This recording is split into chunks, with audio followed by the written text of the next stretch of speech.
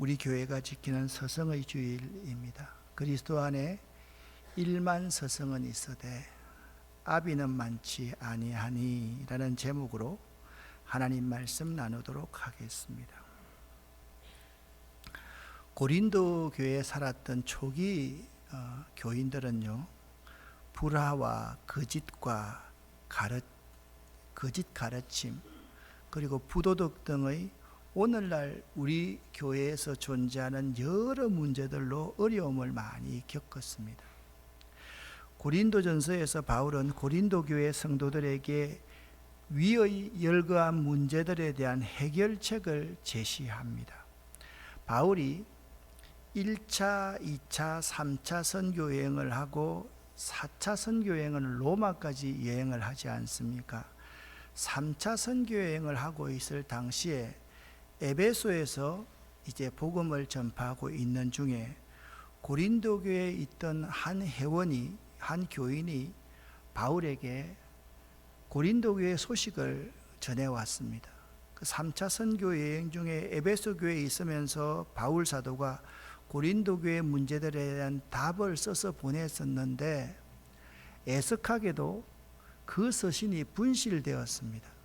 그래서 고린도전서는 고린도 교인들에게 첫 번째 쓴 편지가 아니라 두 번째 쓴 편지입니다. 그래서 고린도전서 5장 9절 말씀에 보면 이런 말씀이 기록되어져 있습니다. 내가 전에 너희에게 쓴 것이 그새라고 적혀 있습니다. 그렇듯 고린도전서는 바울 사도가 고린도 교회에 썼던 두 번째 편지라는 것을 여러분들이 알아주시면 좋겠습니다. 고린도라는 지방은 여기에 있습니다. 그런데 여러분들 중에 잘 아시는 분은 목사님, 그 지도는 사도 바울의 2차 선교 여행 지도가 아닙니까? 라고 말씀하실 수 있습니다. 맞습니다.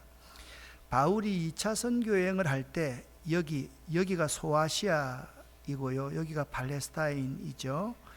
여기 고린도 교회를 개척을 했습니다. 그러니까 고린도 교회 고린도전서를 적을 때는 3차 선교 여행 때 여기 에베소에서 목회하고 있을 때 적었는데 잃어버렸는데, 고린도 교회는 2차 선교 여행 때 세워진 교회라는 사실을 아시고 여기가 고린도 지방이구나, 그러한 생각을 가지고 계시면 되겠습니다. 그런데 고린도 교회 문제는 어떤 문제가 있는가 하면 너희 가운데 분쟁이 있다는 것이다. 고린도 교회는 분쟁이 있었습니다. 그 분쟁이 무엇인지 여러분과 제가 한번 살펴보기를 원합니다. 12절부터 13절, 17절, 18절을 함께 합독하겠습니다. 내가 들은 분쟁의 내용은 이렇습니다. 여러분이 저마다 나는 바울을 따른다, 나는 아볼로를 따른다, 나는 베드로를 따른다, 심지어 나는 그리스도를 따른다고 말한다니 도대체 그리스도가 나뉘었습니까? 바울이 여러분을 위해 십자가에 못 박혔습니까? 아니면 여러분이 바울의 이름으로 세례를 받았습니까? 그리스도께서 나를 보내신 것은 세례를 주기 위해서가 아니라 복음을 전하도록 하기 위해서였습니다. 그것은 인간의 지혜로운 말로 하라는 것이 아니었습니다. 그리스도의 십자가가 그 능력을 잃지 않게 하려는 것입니다. 십자가에 관한 말씀이 멸망할 사람들에게는 어리석은 것에 불과하지만 구원받은 우리에게는 하나님의 능력입니다. 아멘. 내가 들은 분쟁의 내용이 고린도 교회는 나는 바울파다, 나는 아볼로파다, 나는 베드로파다, 심지어 자기는 예수파다 이야기하는 분파가 4개 있었다라는 것입니다. 그래서 바울 사도가 고린도 교회 교인들에게 이야기합니다. 그리스도가 한 분인데 그리스도가 4조각으로 나누어졌습니까? 그리고 세례를 준 것이 예수 이름으로 세례를 줬지 베드로 이름으로, 바울 이름으로, 그리고 아볼로 이름으로 세례를 준 게 아니지 않습니까? 나나 아볼로나 베드로나 셋은 17절입니다. 복음 전하도록 세워진 사람들일 뿐입니다. 그들이 복음을 전할 때 인간의 지혜로 복음을 전하지 않고 예수 그리스도의 십자가의 능력을 전했습니다 라고 바울 사도가 고린도 교회 문제에 대해서 잘 설명해 놓고 있습니다. 고린도 교회의 여러 가지 문제 중에 제일 첫 번째 문제가 분파 문제, 나누어지는 문제였습니다. 이것은요, 초기 교회에서 매우 중요한 점을 시사하고 있는데요, 교인들 가운데서 마음이 나누어져 가지고 내가 누구를 따라가느냐, 나는 베드로를 따라간다, 나는 아볼로를 따라간다, 나는 바울을 따라간다, 나는 심지어 예수파다, 그렇게 하면서 자기의 소속이 어디에 있는지에 대해서 서로 자랑하기 시작했습니다. 그리고 두 번째 문제입니다. 어떤 지도자가 더 똑똑하냐는 겁니다. 바울이 똑똑하냐? 아볼로가 똑똑하냐? 베드로가 똑똑하냐? 아니야, 예수가 더 똑똑해.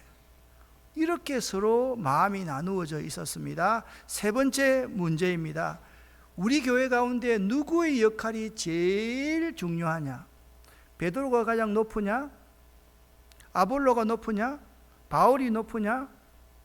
그렇게 서로 논쟁을 벌이고 있었습니다. 결국 이 모든 문제는 누가 더 나은 영적 지도자냐, 그 문제에 대해서 서로 나는 여기 속했으니까 나는 바울이 최고야, 나는 게바 베드로가 최고야, 나는 아볼로가 최고야, 아니야, 나는 그리스도가 최고야 라고 서로 마음이 나누어져 있었다라는 것입니다. 그런데 이 사실을 잘 이해하기 위해서 고린도전서 1장부터 4장까지의 바울 사도는 영적 지도자의 바른 이미지에 대해서 세 가지를 언급해 놓고 있습니다. 이 세 가지가 매우 중요합니다. 첫 번째는 종의 이미지입니다. 우리는 예수 그리스도의 종이라는 겁니다. 바울도 베드로도 아볼로도 다 예수 그리스도의 종이다. 자, 4장 1절 2절 말씀을 함께 읽어보겠습니다. 우리를 그리스도의 일꾼이요 하나님의 비밀을 맡은 자로 여길지어다. 그리고 맡은 자들에게 구할 것은 충성이니라. 아멘. 여기서 가장 중요한 두 단어가 있는데 일꾼이라는 단어와 맡은 자라는 단어입니다. 일꾼이라는 헬라어는 로마 시대에 노예로 잡혀가서, 그때는 엔진이 없었지 않습니까? 그래 군함 아래에서, 큰 배 아래에서, 배 밑창에서 노를 젓는 사람을 의미합니다. 벤허라는 영화를 보면 유다 벤허가 포로로 잡혀가서 노를 젓고 있지 않습니까? 여기서는 누가 높으냐, 누가 낮으냐, 누가 더 나은 사람이냐, 누가 더 못한 사람이냐, 그것이 있을 필요가 없습니다. 오직 주인의 구애에 따라서 하나, 둘, 저라 하면 끝까지 복종할 의미만 있었던 것입니다. 그래서 중요한 것은, 자, 우리가 그리스도의 노예로서 배 아래에서 노를 젓는 자로서 우리는 주인에게 복종하면 된다. 그것이 첫 번째의 노예로서의 이미지 첫 번째입니다. 노예로서의 이미지 두 번째는요, 맡은 자들에게 구할 것은 충성이니라.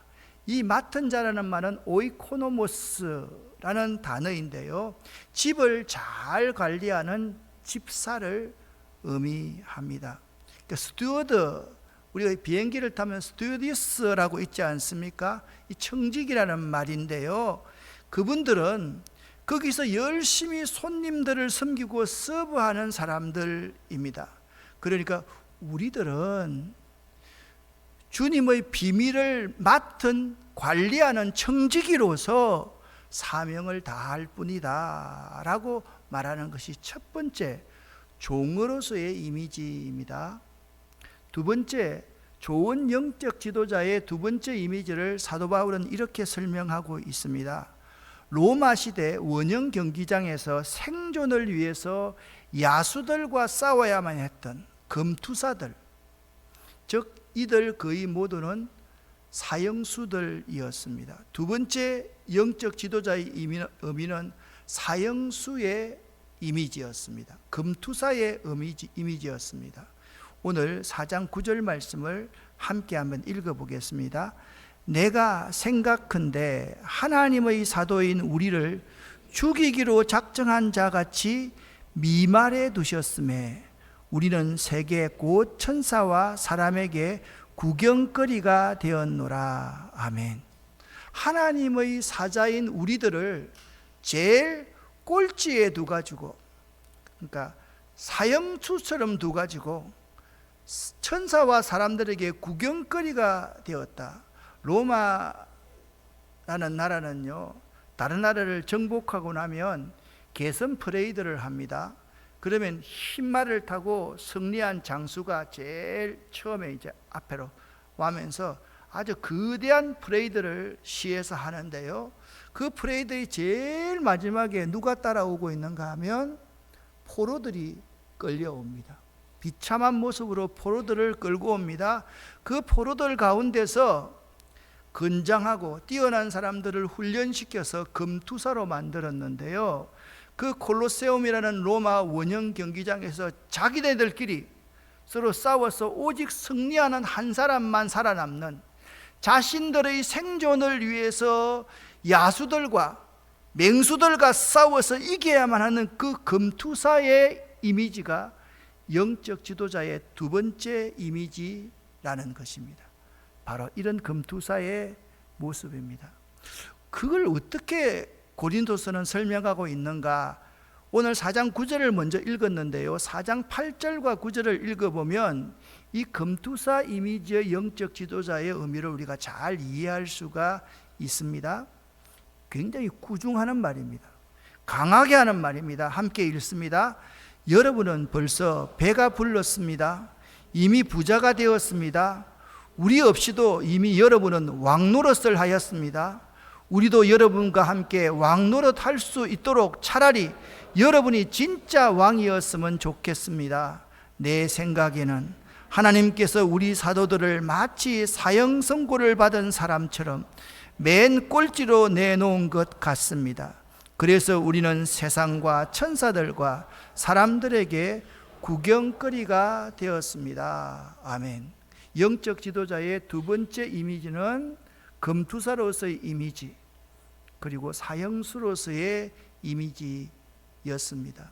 사도들인 우리들이 맨 꼴찌가 되어가지고 모든 사람의 구경거리가 될 정도의 모습인데, 여러분은 말입니다, 지금 나는 아볼로파다, 나는 바울파다, 나는 게바파다 그러고 싸우고 있으니까 여러분 배가 지금 부르지요?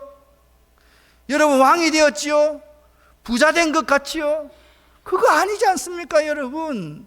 그렇게 사도 바울이 고린도 교회 교인들을 책망하고 있는 말씀입니다. 세 번째 이미지입니다. 아비의 이미지, 아버지의 이미지입니다. 바울은 스스로를 아버지라고 말을 합니다. 고린도전서 4장 15절 16절 말씀을 함께 읽습니다. 그리스도 안에서 1만 서성이 있으되 아비는 많지 아니하니 그리스도 예수 안에서 복음으로써 내가 너희를 낳았음이라. 그러므로 내가 너희에게 권하노니 너희는 나를 본받는 자가 되라. 아멘. 바울이 묻습니다. 고린도 교회 교인들에게, 네 분파로 나누어져 싸우고 있는 고린도 교회 교인들에게 여러분과 나와의 관계가 어떤 관계인지를 한번 생각해 보시기를 바랍니다. 바울이 고린도에 가서 처음 복음을 전했고요, 처음으로 교회를 세웠고요, 그래서 바울은 고린도 교회에 거듭난 사람들에게 세례를 주었고요, 그때 바울이 마치 아버지가 자녀를 보살피는 것처럼 복음으로서 고린도 교인들을 낳았더랬습니다. 하지만 바울이 이 말을 하는 것은 내가 여러분의 아비 같은 존재입니다. 여러분에게 존경받기 위해서 아비가 되고 싶은 것이 아닙니다. 내가 이 문제 때문에 여러분들을 조금 충고하고 교훈하고 책망하기 위해서 나를 아비의 이미지라고 설명합니다. 4장 18절부터 20절까지를 함께 쉬운 성경으로 읽어보겠습니다. 여러분 중에는 내가 여러분에게 가지 않을 줄로 생각하여 오만방자해진 사람이 있습니다. 그러나 주님의 뜻이라면 나는 빠른 시일 안에 여러분에게로 가서 그 오만방자한 사람들의 말이 아니라 그들의 능력이 어떠한지를 알아볼 것입니다. 그것은 하나님의 나라는 말에 있지 않고 능력에 있기 때문입니다. 여러분은 무엇을 더 원하십니까? 내가 여러분에게 갈 때 채찍을 가지고 가는 것이 좋겠습니까? 아니면 사랑과 온유한 심정을 가지고 가는 것이 좋겠습니까? 아멘. 바울은요, 고린도 교회 교인들에게 묻습니다. 여러분과 저의 관계를 저는 여러분의 영적인 아비라고 생각합니다. 내가 여러분에게 갈 때 오만방자한 사람들을 다스리기 위해서 채찍 들고 가야 되겠습니까? 아니면 아비와 같은 마음으로 사랑과 온유한 심정으로 가는 것이 좋겠습니까? 더 이상 싸움박질하지 말고 하나가 되어서 잘 지내십시오. 바울은 이 세 가지의 영적 지도자의 이미지를 가지고 지금 고린도 교회 교인들을 권면하고 있는 것입니다. 여러분, 고린도서를 읽는 데 있어서, 아니 성경 말씀을 읽는 데 있어서, 아니 여러분이 봉사와 충성을 할 때 여러분들이 이 영적 지도자의 세 가지 이미지를 꼭 기억하시기를 바랍니다. 첫 번째, 어떤 이미지라 그랬습니까? 종의 이미지라 그랬습니다. 두 번째요, 사형수 검투사의 이미지라 그랬습니다. 세 번째, 아비의 이미지라 그랬습니다. 요 세 가지를 가지고 우리는 그리스도의 일꾼이요 하나님의 비밀을 맡은 자들입니다. 그런데 여러분이 싸움박질하고 있으니까 제가 보니까 여러분이 배가 불렀습니다. 여러분이 부자가 되었습니다. 여러분이 마치 왕된 것처럼 그렇게 움직이고 있군요. 그렇게 해서는 안 되지 않습니까? 우리가 생존을 위해서 싸우는 검투사처럼 지금 우리의 신앙을 지키기 위해서 여기에 있지 않습니까? 여러분, 왜 그렇게 하고 있습니까? 라고 말을 하면서 내가 여러분의 아비 같은 심정으로 여러분에게 권면합니다. 오만방자한 자들이 있습니다. 내가 마치 오지 않을 줄로 생각하고 함부로 말을 하고 내 파가 최고다라고 그렇게 분열을 조장하는 사람이 있는데, 내가 채찍을 가지고 가야 되겠습니까? 아니면 사랑과 온유한 마음으로 여러분에게 나아가는 것이 좋겠습니까? 라고 바울이 설명하고 있는 것입니다. 목회자들 가운데, 선생님들 가운데, 교회학교 선생님들 가운데 착각하며 살아가는 것이 있습니다. 그것이 뭐냐면, 내가 이렇게 열심히 최선을 다해서 가르치면 학생들이 변화될 것이다. 내가 설교를 성실하게 준비하면 우리 교인들이 변화될 것이다 라고 생각하다가 변화되지 않으니까 좌절하고 낙담하고 그만두고 싶어하고 실제로 그만두는 사람들이 아주 많습니다. 은퇴하신 원로 목사님들과 대화를 하다 보면 그분들이 좀 극단적으로 이렇게 말을 하지만 이런 말씀을 자주 합니다.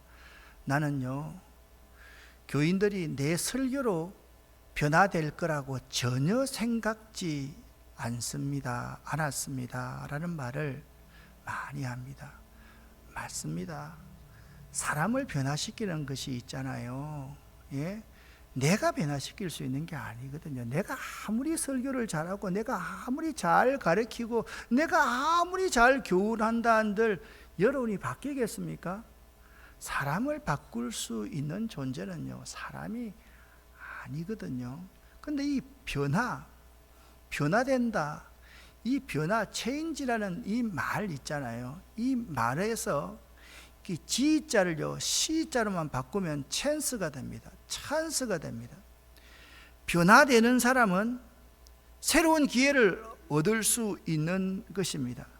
사실 사람이요 내 설교로 말미암아 변화될 수 있는 기회를 갖는 것이고, 내 가르침으로 말미암아 변화될 수 있는 기회를 갖는 것이고, 내 기도로 말미암아 변화될 수 있는 동기를 갖는 것이지 내가 변화시키는 것이 아니라는 겁니다. 변화는요 관계를 통해서 가능합니다. 하나님과의 관계, 자신과의 관계, 사람들과의 관계, 이 사회의 관계를 통해서 사람들이 변화됩니다. 하나님과의 관계가 무엇보다 중요합니다. 우선적입니다. 변화되고 영적으로 회복하게 되려면 하나님과의 관계를 가로막는 이 장애물들이 있으면 이 장애물들을 제거할 수 있어야만 합니다. 또한 자신과의 관계입니다. 변화의 원동력은 자신이 먼저 변화되어야만 합니다. 그런데 부정적인 사람은요 자신은 변하지 않으면서 자꾸 다른 사람이 변화되기를 원합니다. 저 사람 때문에 그렇다고. 먼저 내 자신이 변화하려면 내 자신에게는 엄격한 잣대를 댈 수 있어야만 합니다. 그리고 이웃과의 관계입니다. 내가 그분께 어떤 가르침을 받았느냐, 그것이 중요한 것이 아닙니다. 그분이 내게 어떤 분이셨느냐가 참 중요한 문제입니다.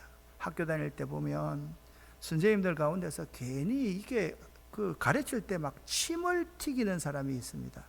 전방 3m까지 막 침을 튀기는 선생님이 있습니다. 그런 선생님들이 기억에 많이 남지, 그분이 무엇을 가르쳤는가, 그분과 내가 어떤 관계였는가, 그것이 매우 중요하다라는 사실을 알아야만 됩니다. 우리가 좋은 관계를 유지하기 위해서 나 자신의 위치를 잘 세우는 것도 중요합니다. 그걸 잊어버려서는 안 됩니다. 그렇지만 생활하면서, 생활 중에서 때로는 제자들에게, 가르침을 받는 사람에게, 우리 옆 사람에게 자신의 부족함, 모순된 점도 솔직하게 드러내는 것이 좋습니다. 그리고 내가 잘못했으면 죄송합니다, 제가 잘못했습니다, 그거 실수했습니다, 용서를 구하는 것도 매우 좋습니다. 그런 솔직함 앞에서 그 사람과 나와의 상관계에서 변화가 일어나는 것입니다. 그리고 나의 가치관, 세계관이 참 중요합니다. 세상을 살아가는 나의 가치관과 인생관과 세계관이 참으로 중요합니다. 그 가치관과 세계관이 나를 따르고 나를 지지하고 나를 배우는 사람에게 아주 큰 영향을 미칠 수 있는 것입니다. 저는 믿지 않는 가정에서 자라나서 예수를 믿었습니다. 제가 정말 존경하는 선생님들 가운데 5손가락 안에는 모두 교회에서 만난 분들입니다. 그들이 내 인생에 매우 중요한 영향을 끼쳤습니다. 그분들의 가치관, 그분들의 인생관, 그분들의 철학, 그분들의 세계관이 내 인생에 있어서 결정적인 역할을 했음을 고백하지 않을 수가 없습니다. 제가 여러분들에게 몇 가지 이야기들을 좀 하려고 합니다. 제2차 세계대전 중에 있었던 일입니다. 한 어린 영국 군인이 적군의 총에 맞아서 죽어가고 있습니다. 군목님께서 군인의 몸에 손을 얹고 기도하면서 젊은이, 유언이 있냐라고 물었습니다. 젊은이는 숨을 헐떡이면서 제 어머니에게 전해 주십시오. 사랑하는 아들은 고통 없이 기쁘게 죽었다고요. 이제 숨을 멎는 것 같았습니다. 잠시 후에 그는 무슨 중요한 것이 생각난 듯이 숨을 헐떡이면서 간곡하게 이렇게 군목님에게 말합니다. 목사님, 한 가지 부탁이 더 있습니다. 제가 다니던 교회 학교 선생님께 이 말을 꼭 전해 주십시오. 선생님의 가르침을 잊지 않았다고요. 그리스도인으로서 편안하게 눈을 감게 해주신 선생님께 감사한다고 꼭 전해 주십시오. 그 군목님은요, 그 어린 사병의 어머니를 찾아가서 그 사실을 전했습니다. 그리고 그 군인의 유언에 따라서 그 교회학교 선생님을 찾아가서 마지막 유언을 그대로 들려주었습니다. 이 여선생님은 그 말을 듣는 동안 아무 말 없이 한참 동안 눈물을 흘리더니만 무겁게 이렇게 입을 열었습니다. 저는 지금 교사가 아닙니다. 교회학교 교사라는 직분이 대단치 않게 생각되어서 그만두게 되었습니다. 그러나 오늘 제자의 유언을 들으며 결심했습니다. 다음 주일부터 다시 교사로 봉사하겠습니다.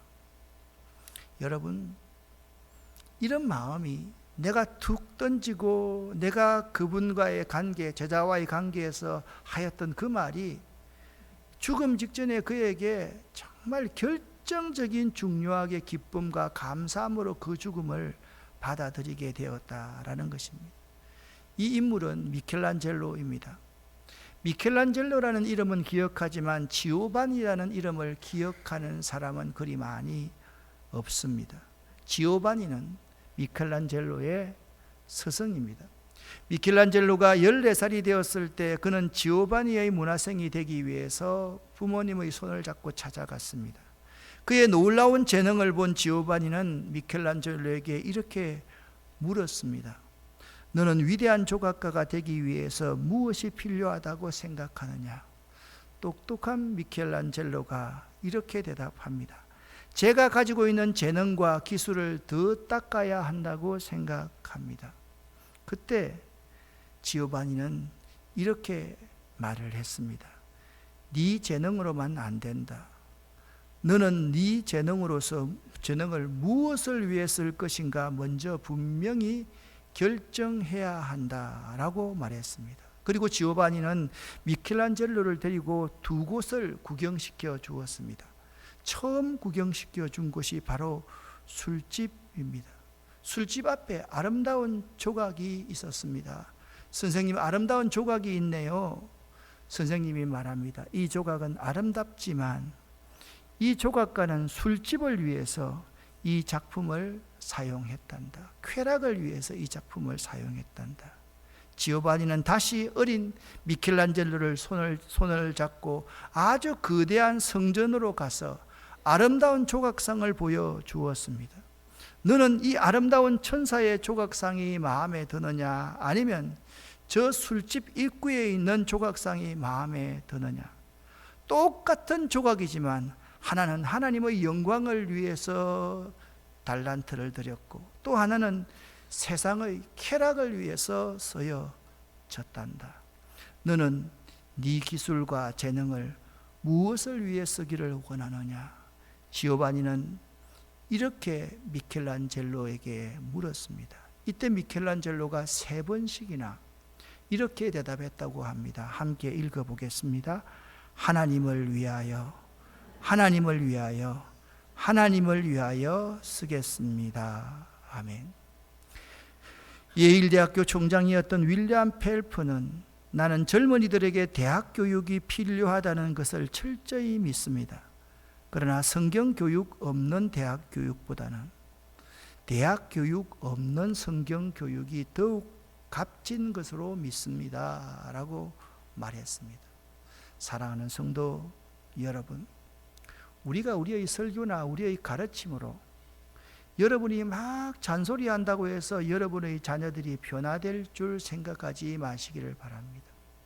그렇게 되지 않습니다. 저도 그렇게 분명히 압니다. 제 설교를 가지고 여러분이 많이 변화될 거다라는 그러한 기대감 갖지 않고 있습니다. 성령님께서 역사하셔야 가능하다고 생각하기 때문입니다. 그것을 빨리 깨달았으면 참 좋았을 것을 이제 60대 중반이 되어 가니까 그것이 깨달아지더라고요.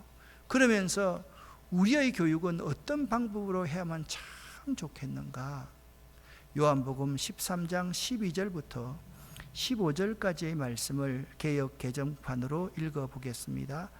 그들의 발을 씻기신 후에 옷을 입으시고 다시 앉아 그들에게 이르시되 내가 너희에게 행한 것을 너희가 아느냐? 너희가 나를 선생이라 또는 주라 하니 너희 말이 옳도다. 내가 그러하다. 내가 주와 또는 선생이 되어 너희 발을 씻었으니 너희도 서로 발을 씻어주는 것이 옳으니라. 내가 너희에게 행한 것 같이 너희도 행하게 하려 하여 본을 보였노라. 아멘. 예수님의 교육 방법은 본을 보이시는 방법이었습니다. 예수님께서 친히 종이 되셔서, 가장 낮은 종이 되셔서 제자들의 발을 씻겨 주셨습니다. 본을 보이는 교육 방법은 많은 희생이 따릅니다. 주님은 모든 일에 있어서 본을 보이심으로 많은 희생을 하심으로 제자들을 가르치시고 훈련하셨습니다. 사도 바울의 이 종의 리더십, 예수님에게 배웠던 것입니다. 두 번째, 예수님의 교육 방법은 자신을 통해서 하나님의 사랑을 몸소 나타내 보이셨습니다. 탕자의 비유를 통해서 예수님께서는 그 아들이 어떤 모습으로 있든지 그 아들을 끝까지 사랑하시는 모습을 보이셨습니다. 찬송가 그대로입니다. 밤마다 문 열어놓고 마음 졸이시며 나간 자식 돌아오기만 밤새 기다리신다오.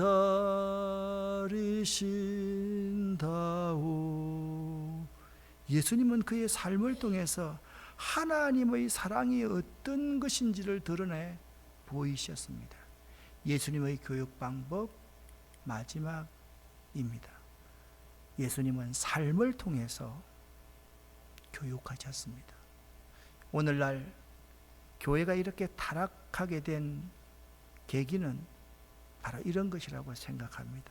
중세시대 수도원이 확립이 되고 많은 헌금이 들어오니까 수도원에 돈이 많아지기 시작했고 땅이 많아지기 시작했습니다.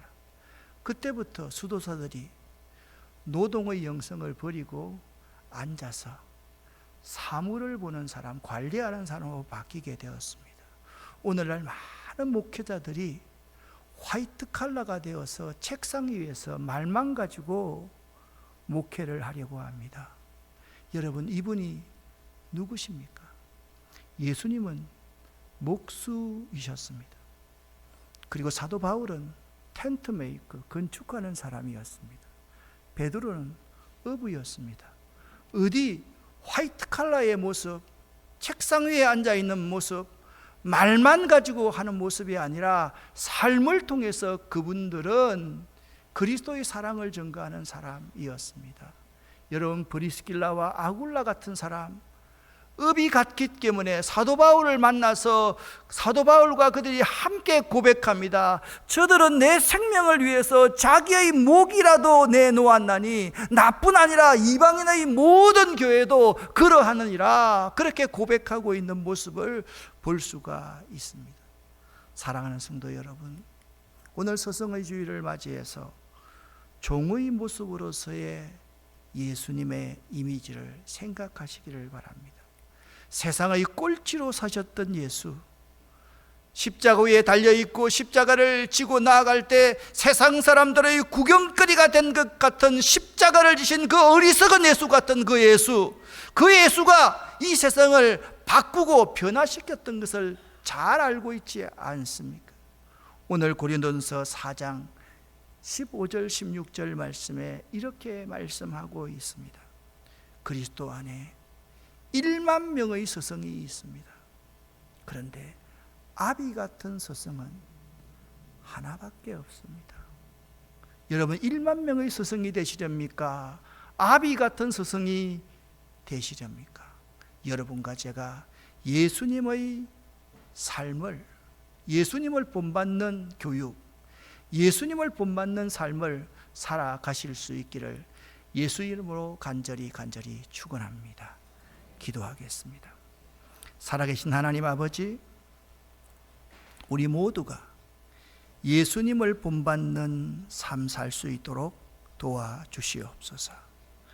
우리가 좋은 영적 지도자로서 항상 그리스도의 일꾼, 그리스도의 비밀을 맡은 자가 될 수 있도록 도와주시옵소서. 그리스도의 종으로서 십자가를 지는 그 고통과 아픔 속에서 구경거리가 되고 저주거리가 될지라도 끝까지 그 십자가를 지고 예수를 따라갈 수 있는 사형수 이미지 가질 수 있도록 도와주시옵소서. 그리고 아비 같은 마음으로, 사랑과 온유함으로 품을 수 있는 귀한 저희 부모들, 교사들, 목회자들 될 수 있도록 도와주시옵소서. 예수 그리스도 이름으로 축복하고 간절히 기도 올립니다. 아멘.